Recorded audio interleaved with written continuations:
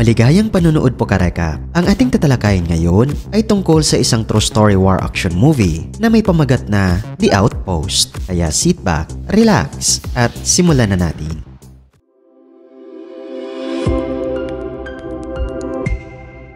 Nagsisimula ang pelikula mga karekap nang ipinakita sa atin ang mga sundalo na nasa loob ng isang helicopter. Dinala sila sa isang military base ng US Army sa Afghanistan. Ang lokasyon ng base na ito ay nasa loob ng isang lambak na napapalibutan ng mga bundok. Pagdating ng mga sundalo ay sinalubong sila ng mga opisyal at kapwa kasamahan. Matapos ang maikling pagtanggap ay ipinadala sila sa kani-kanilang mga kwarto upang makapagpahinga. Sa umaga ng ikalawang araw karekap ay nagising ang mga sundalo at nagsimulang maglibot sa kampo. Namangha sila sa tanawin ng mga bundok. Ipinaliwanag ng kapitan ng panganib ng kanilang misyon at sinabi niyang sila ay laging nanganganib sa biglaang pag-atake. Ang mga ataking ito ay sinasagawa ng mga organisadong grupong terorista na ayaw manatili ang kanilang pwersa sa lugar na iyon. Sa kabilang eksena karekap ay makikita natin ng isang sundalong Afghan na tinangkang patayin ng isang aso dahil umano sa sakit nito. Pero pinigilan siya ng mga sundalong Amerikano. Ngunit bigla naman silang inatake ng mga terorista. Agad na dumepensa ang mga sundalo at nagpaputok ng mga raket sa pinanggalingan ng mga putok.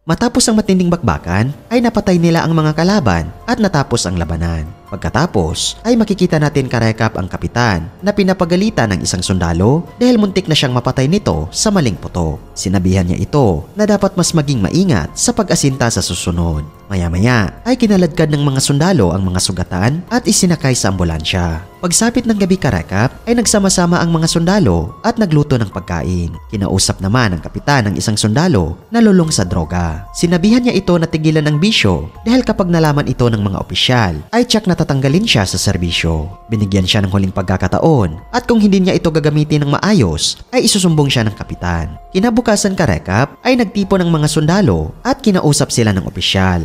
Ipinaliwanag nito na ang kanilang lokasyon ay madalas na punteryahin ng mga terorista kaya't inaasahan nila na paulit-ulit silang atakihin. Para maiwasan ito ay kailangan nilang makipag-ayos sa mga lokal na residente sa lugar. Ipinaalam niya na magkakaroon sila ng pulong kasama ang mahalagang personalidad sa lugar. Habang pupunta sa lugar ng pulong, ay iniwan ng kapitan ng kanyang baril at pumasok sa loob. Tinanong siya ng mga lokal na residente kung bakit sila naroon sa lambak. Ipinaliwanag ng kapitan na ang kanilang misyon ay paghiwalayin ang mga terorista sa mga sibilyan. Nag-alok siya ng tulong pinansyal para sa mga proyekto ng mga lokal kapalit ng kanilang pakikipagtulungan at pagtigil sa mga pag-atake. Pumayag naman ang mga lokal na residente at isinuko ang kanilang mga armas. Nagkaroon ng pansamantalang kapayapaan at hindi na muna inatake ang mga sundalo. Kinagabihan ay masaya sila sa base dahil pakiramdam ng mga sundalo ay ligtas na sila. Ngunit kinaumagahan karekap ay inatake ulit sila ng matindi. Sa kabutihang palad ay naitaboy nila ang mga kalaban nang walang nasaktan.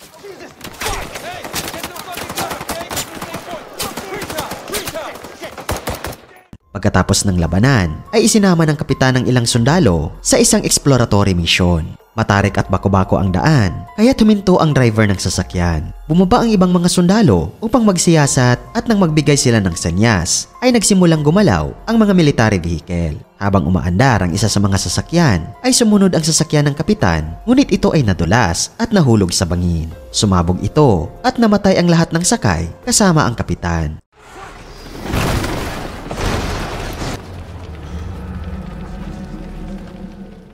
Kinabukasan karekap ay inilibing ang kapitan at ang mga kasamang sundalo na namatay. Matapos ang seremonya ay bumalik agad ang mga natitirang sundalo sa kanilang mga tungkulin. Dumating ang bagong kapitan ng unit at sinalubong siya ng mga sundalo. Agad naman na ipinaliwanag nila sa kanya ang sitwasyon sa lugar. Habang sila ay nag-uusap ay muli naman silang inatake.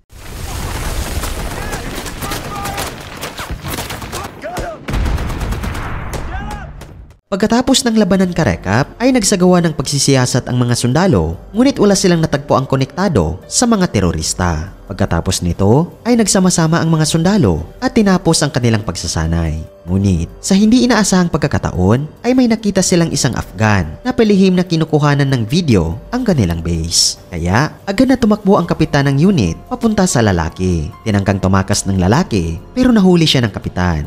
Nagdesisyon ang kapitan na makipagpulong muli sa mga mahalagang personalidad ng lugar at ipinaalam sa kanila na may bantang natanggap ang kanilang kampo. Sinabi niya rin na mananatili sa kustodiya ang lalaking inaresto hanggat hindi napatunayang inosente. Isa sa mga pinuno ng mga Afghan ang nagsabing nilabag ng mga Amerikano ang kanilang kasunduan at hindi nila natanggap ang ipinangakong pera. Galit rin siya dahil ang anak niya umano ang inaresto nila. Ngunit ipinaliwanag ng kapitan ng unit na matatanggap lang nila ang pera kapag tumulong sila sa mga pwersang Amerikano at kapag tumigil na ang mga pag-atake. Sa eksenang ito karekap ay may isang sundalong Afghan na tumatakbo. Ipinagbigay alam niya sa mga Amerikano na magkakaroon ng ikalawang pag-atake mula sa mga Afghan. Pero hindi pinaniwalaan ng mga sundalo ang babala at ipinagpatuloy nila ang kanilang misyon. Sa kanilang paglalakad ay nakita nila ang isang kahoy na tulay na kailangan nilang tawirin para matapos ang misyon. Nauuna ang kapitan ng unit kasama ang isang sundalo. Ngunit pagdating nila sa gitna ng tulay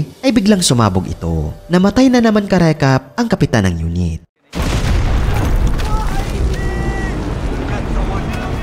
Nangyari ito sa harapan ng kasamang sundalo na labis na nabigla at natroma sa nangyari. Pagsapit ng gabi, habang nagpapahinga ang mga sundalo, ang sundalo namang ito ay tila nawawala sa sarili. Tinangka niyang wakasan ang sariling buhay pero napansin siya ni Officer Roy. Agad itong kumilos, inalis ang bala sa kanyang baril at pinakalma siya. Tumawag si Roy sa mga opisyal at humiling ng eroplano upang maipadala sa ligtas na lugar ang mga sundalong natroma. Kinabukasan karekap ay dumating ang bagong kapitan ng unit. Nagpakilala siya sa mga sundalo at agad na nagbigay ng mahigpit na tagubilin. Binalaan niya sila na magbabago ang oras ng pagsasara ng kampo at hindi na ito magsasara ng gabi gaya ng dati. Hinihikayat niya ang mga sundalo na paigtingin ang kanilang operasyon hanggang sa tuluyang matigil ang mga terorista. Pagkatapos nito ay inutusan niya silang lumabas para sa panibagong misyon. Sa ikalawang araw karekap ay sinimulan ang investigasyon sa pagkamatay ng dating kapitan. Sa lugar ng insidente ay nakakita ang mga sundalo ng isang ID card. Isinuko nila ito sa bagong kapitan, ngunit tumanggi siya na personal na arestuhin ang may kagagawan. Sa halip ay nagpasya siya na ipaubaya ito sa korte. Hindi sang-ayon ng mga sundalo sa desisyon ng bagong kapitan pero wala silang magawa kundi sundin ang utos. Habang nagpapahinga ang mga sundalo ay bigla na namang umatake ang mga terorista. Nabigla ang bagong kapitan pero patuloy na lumalaban ang mga sundalo. Si Officer Roy ay nagpakawala ng mga missile sa pinanggalingan ng putok. Napatay naman niya ang lahat ng mga kalaban. Pagkatapos ng labanan ay nalapitan ng kapitan si Officer Roy. Kinwestiyon niya ang paggamit nito ng missile nang hindi nagpapaalam. Inakusahan pa niya si Roy na naubusan na ng bala. Pagkatapos nito ay ipinaalam ng kapitan sa mga sundalo na manatili silang mas matagal sa base. Bilang kapalit ay itataas ang kanilang mga sahod sa susunod na buwan. Wala sa mga sundalo ang tumutol kaya't ipinagpatuloy nila ang kanilang operasyon. Pagkatapos ay makikita natin karekap ang isang sundalo na nagsusumbong kay Officer Roy. Naiinis siya sa asal ng kapitan na tila duwag pero wala silang magawa kundi sumunod sa utos. Inikayat niya si Roy na ipagbigay alam sa mga opisyal ang nangyari, ngunit pinayuhan siya ni Roy na sundin na lang ang mga utos. Kinagabihan karekap, habang binabantayan ng mga sundalo ang bundok, ay may napansin silang kakaibang kilos. Ilang sandali lang ay pinaulanan na naman sila ng matinding putok. Maya-maya ay tumigil din naman ang pag-atake. Makikita natin karekap ang kapitan na neribyoso at takot. Pagsapit ng umaga ay dumating ang isang grupo ng mga Afghan, dala ang bangkay ng isang batang babae. Isinisi nila sa mga Amerikano ang pagkamatay nito at humihingi ng kabayaran. Ngunit napansin ng isa sa mga sundalo na matagal ng patay ang babae at halatang hindi ang mga Amerikano ang may gawa kundi ang mismong mga Afghan. Ipinaalam ng sundalo sa kapitan na inaatake ng aso ang isa sa mga Afghan. Galit ang mga Afghan at naging marahas ang kanilang asal. Binantaan nila ang mga sundalo pero upang maiwasan ang gulo ay pinatay ng kapitan ang aso, ibinigay ang pera sa kanila at pinauwi sila. Sa sumunod na eksena ka-recap ay makikita natin ang mga sundalo sa kanilang mga kwarto. Pumasok ang kapitan ng unit at sinabi sa kanila na aalis na siya, mag-withdraw mula sa misyon at ipasa ang pamumuno sa kanyang assistant. Ipinaalam niya na matatapos na ang kanilang misyon sa loob ng 2 linggo. Nagpa siya ang mga sundalo na itago muna ang impormasyong ito at panatilihing lihim sa kanilang grupo. Ang tanging layunin nila ngayon ay ang manatiling buhay hanggang sa matapos ang misyon. Ilang araw ang lumipas ka-recap ay muling nagtipon ng mga sundalo. Ngunit biglang may isang sundalong Afghan ang mabilis na tumatakbo palapit. Binalaan niya sila na paparating na ang mga teroristang Afghan at aatakihin ang kanilang base. Ngunit hindi ito pinansin ng mga sundalo. Ilang minuto lang ang lumipas ay isang sundalong Amerikano ang nakakita ng daang-daang armadong kalaban sa bundok. Dahil dito ay nagsimula na ang isang matinding pag-atake sa base.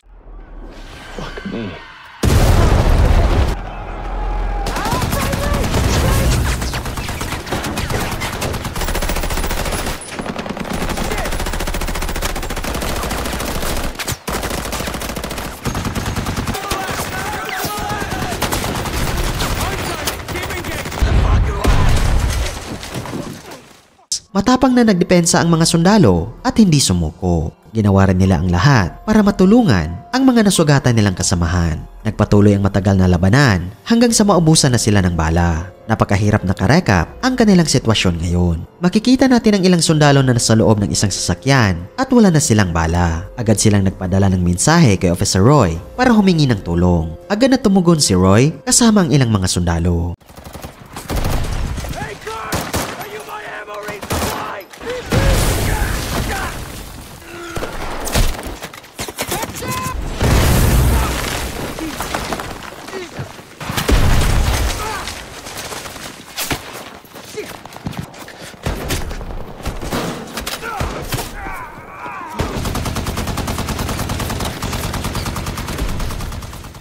Nagtungo sila upang iligtas ang kanilang mga kasamahan. Sa eksenang ito ka-recap ay makikita natin ang ilang sundalo na desperadong iniligtas ang kanilang mga kaibigan pero nabigo sila at napilitang umatras. Nakita naman ni Officer Roy ang ilang terorista na pilit na pumapasok sa kanilang base. Agad niya itong pinaputokan at napatay. Matapos nito ay tumawag siya sa mga nakatataas na opisyal upang magplano ng panibagong estratehiya para mailigtas ang lahat mula sa mapanganib na pag-atake. Habang nakatago ang ilang sundalo sa loob ng military vehicle ay napilitan silang lumabas at labanan ang mga kalaban. Ngunit sa kanilang paglabas ay ilang sundalo ang agad na nasugatan. Kaya umatras sila pabalik sa kanilang sasakyan.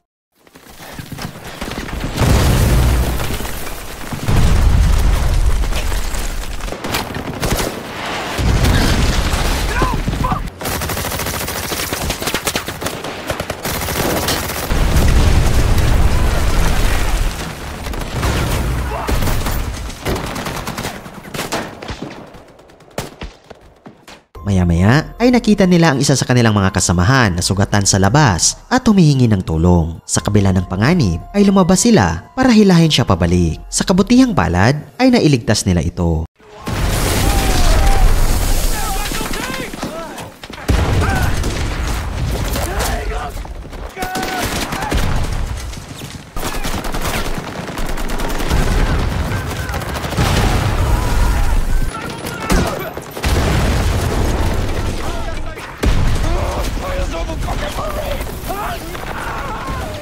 Habang umiigting ang labanan, ay matapang na lumalaban si Officer Roy. Napansin niya na napapalibutan na sila sa lahat ng panig ng base at tila imposible na silang makaligtas. Pero sa huling sandali ay dumating ang air support. Dahil dito ay nagumpisa ang airstrike laban sa mga terorista ka-recap. Nabuhayan ng loob ang mga sundalo at muling lumaban. Ang iba sa kanila ay nagtungo upang iligtas ang mga sugatang kasamahan.